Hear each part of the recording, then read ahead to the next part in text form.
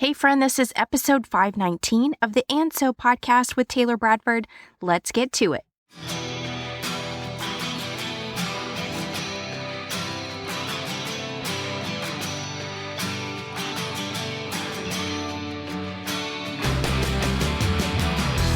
Boss Girl Creative presents And So with Taylor Bradford, business and life musings from a successful serial entrepreneur. Each week, you will hear Taylor spill the tea on all things business, life, relationships, health, and everything in between. But don't worry, each week also includes a business nugget that will help you stay on course. And now a throwback to 3-year-old Taylor who inspired all of this. And so.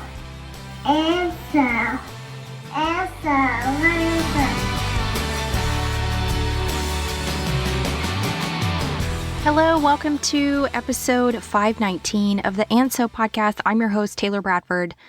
Oh my gosh, I am in my final week of my trays experience, which is very similar to like Invisalign. And I am in my last tray. I go see my dentist this week, and I'm pretty sure I either get my night retainers or I get fitted for them. I'm not 100%. And I saw my dentist 2 weeks ago, and it's like she's not doing this system. Another one of her dentists in office is, and she's like, I don't really know what's next because this is still kind of a new process for us, and we haven't had anyone that is fully completed. I'm like, oh, great. So we've all been guinea pigs. Thanks. But I'm in my last tray, and I'm really looking forward to not having to wear those. I can't imagine what that experience is like with actual braces. Wow. But I'm excited that I'm on this side of it and not just beginning, because you just have to be really strategic with when you eat, how you eat, whether or not you have access to a sink to brush your teeth, etc. So I am grateful that I'm in my last one. So let's quickly get into some life updates. Books. Let's talk about books. I finished Everything is Tuberculosis. That was written by John Green. I gave it 4 stars. The Thursday Murder Club I finished. I gave it 4 stars, Richard Osman.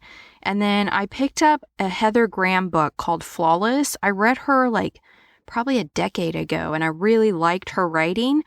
Her book at the time that I was reading was based in New Orleans. This one was based in New York, and it was a diamond heist kind of a novel.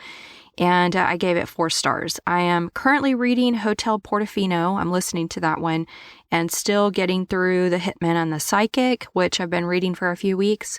It's the one that I am holding. I'm actually reading, not listening to, and I'm almost finished. So not quite as long as it took me to get through Lucy Score's book. But again, nothing against the books. It's just me finding time to actually sit down and read and not listen. Recently, our house, we had all of our piers drilled, like the holes. And then recent Monday, we had our inspection on our piers. And then they sent the concrete truck out and actually poured our piers for our foundation. So we passed that inspection. We didn't have to do that. We're out in the county, so there is no code that we're following. We just want to make sure that we have a rock solid foundation, and we pass. So our piers are poured, and next step is getting my plumber and my electrician out so that they can do the work they need to do before we actually pour a foundation. So that is our house update. And then with my garden, I harvested my first cut flower bouquet, and that brought me so much joy.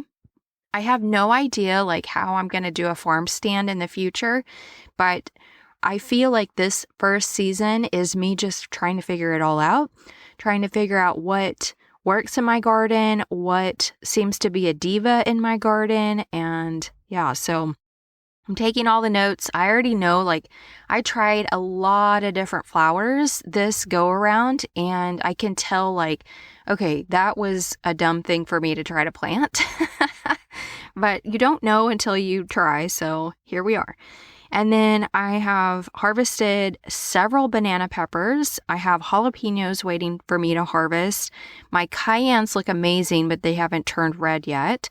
And then I've been getting cherry tomatoes, which is amazing. I have a ton of plants, tomato plants that have fruit on them, but they haven't started to ripen yet, and I'm really looking forward to tomato season. And then my garden book that I bought from a local gardener here, it's like a garden planner, it's already telling me to start my fall tomato seeds. And I'm like, but I haven't even started harvesting off of my spring plants yet. But she knows best. So I'm going to start my tomato seeds for my fall tomato plants, because once it gets too hot, tomatoes stop producing. They do not like hot weather.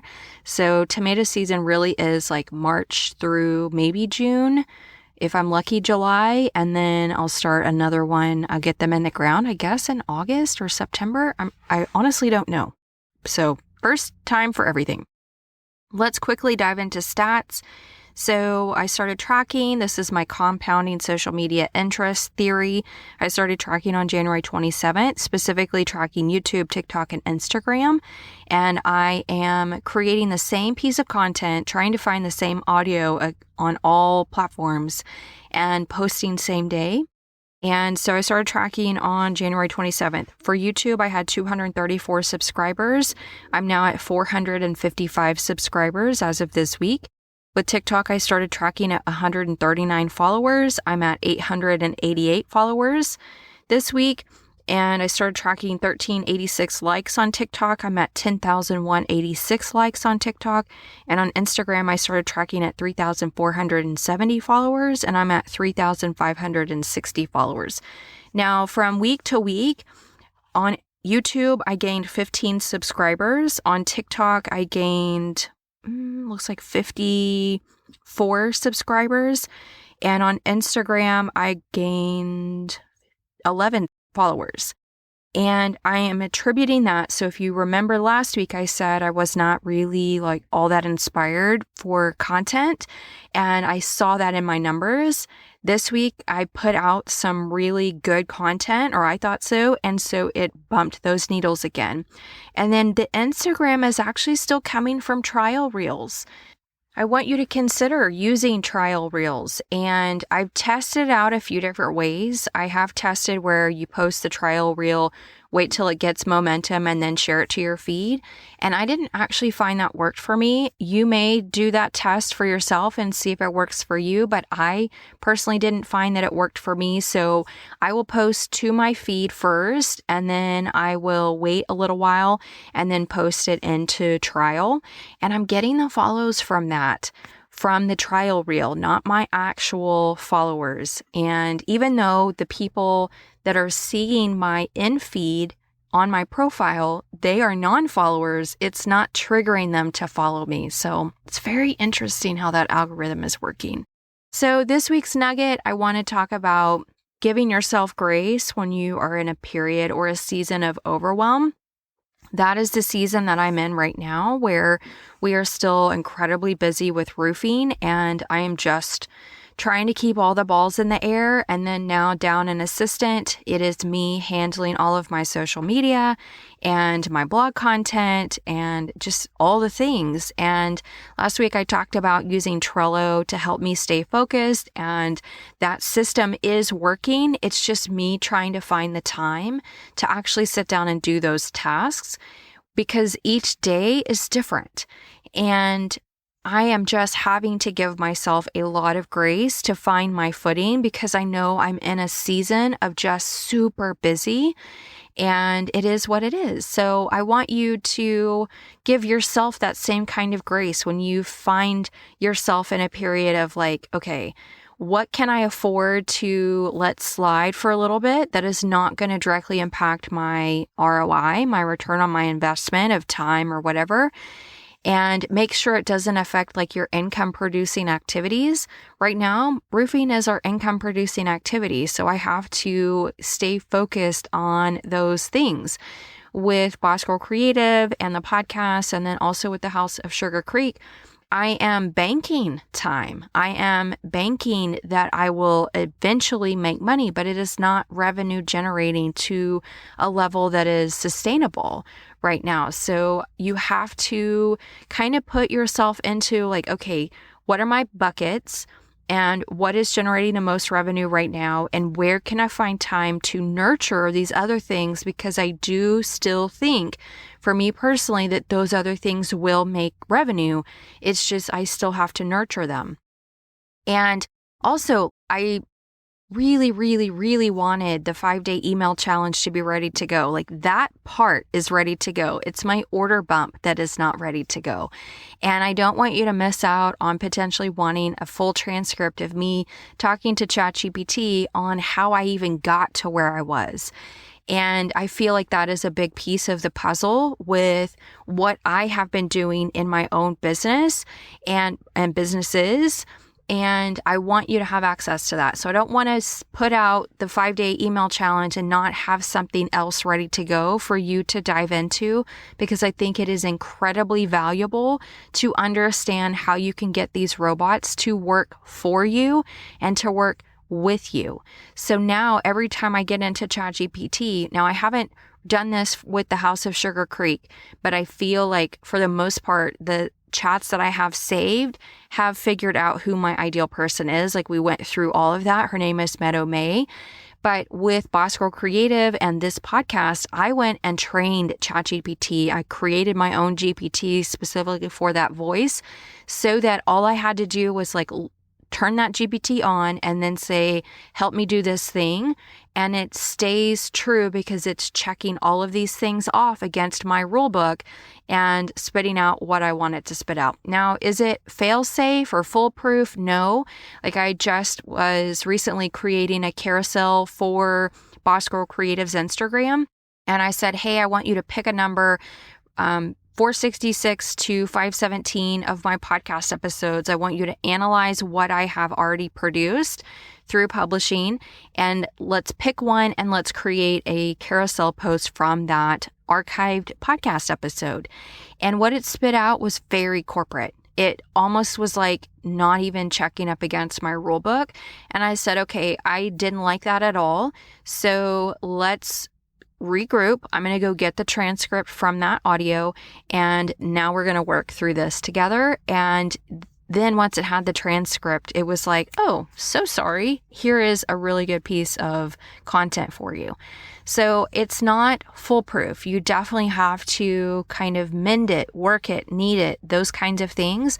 But it has so much potential to help you be quicker in the tasks that you need to accomplish, especially when you're in nurture phase for something that's not quite producing revenue that you want it to produce. So I want you to just give yourself grace in those seasons of life, in those seasons in your business that allow you to be like, okay, I am still nurturing those things, but this over here is what's bringing me income. So I have to put my focus there. That's okay.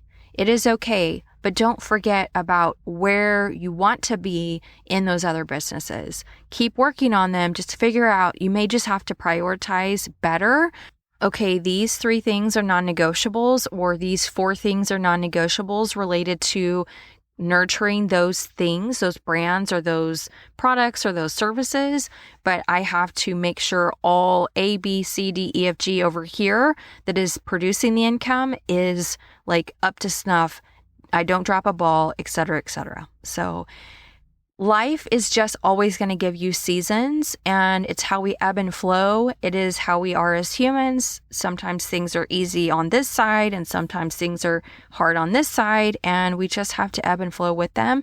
And I want you to give yourself grace in those moments that A, you're human, B, you're going to make mistakes, C, things are going to be hard. It's not all rainbows and roses. And I want you to be okay that when those seasons happen, you are going to come out on the other side, and you are going to have a plan to help you get out on the other side.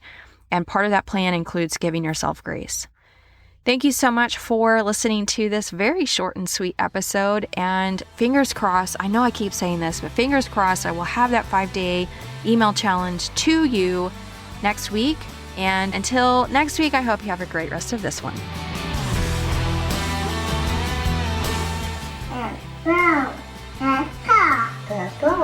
And like my 3-year-old self said, that is all for this week. Friendly reminder to rate and review my show wherever you are listening. And last but not least, I'd love to hear from you. Leave me an audio message at bossgirlcreative.com/speak.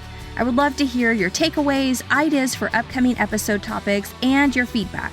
Thank you again for listening to this week's episode. And until next time, I hope you have a great rest of this one.